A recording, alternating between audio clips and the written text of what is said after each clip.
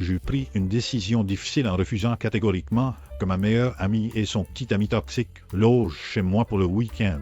Ils sortent ensemble depuis 1 an maintenant, mais leur relation semblerait être un champ de mine où il n'existe aucune vie privée réelle. Lui est constamment distant sur le plan émotionnel et franchit régulièrement des limites inacceptables avec d'autres femmes, ce qui crée une atmosphère lourde autour d'eux. Il se sent mal à l'aise en permanence, mais refuse obstinément de voir la vérité crue qui lui saute aux yeux. Ma famille possède une ferme isolée située à 1 heure du campus universitaire, un lieu que j'aime protéger avec soin. C'est pourtant là qu'il insiste pour qu'on les accueille ce week-end alors qu'il ne me connaît même pas vraiment et n'a jamais montré le moindre respect envers mon espace personnel. Il a osé plaisanter sur son désir d'être seul avec elle à ma maison. Une remarque qui m'a glacé de terreur car c'était profondément gênant et menaçant. Je savais pertinemment qu'il voulait utiliser ma propriété pour franchir des limites inacceptables loin du regard des autres.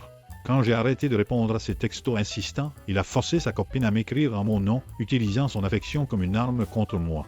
J'ai fini par leur dire clairement d'aller réserver une chambre d'hôtel s'ils sont vraiment désespérés pour un toit ce week-end. Les relations se sont immédiatement dégradées après que j'ai défendu mes valeurs personnelles et refusé de compromettre ma sécurité. Plus tard, on en a parlé honnêtement lors d'une conversation longue et difficile où elle a enfin réalisé combien il la nuisait psychologiquement chaque jour. Elle a compris qu'elle méritait mieux que cette manipulation constante et ce manque total de respect mutuel. Est-ce qu'on devrait toujours protéger son foyer contre ce genre de demandes intrusives qui menacent notre paix intérieure? La réponse est oui, car votre maison doit rester un sanctuaire sacré où vous êtes en sécurité totale. Protéger ses frontières n'est pas égoïste mais essentiel pour maintenir sa santé mentale et émotionnelle face à des influences négatives.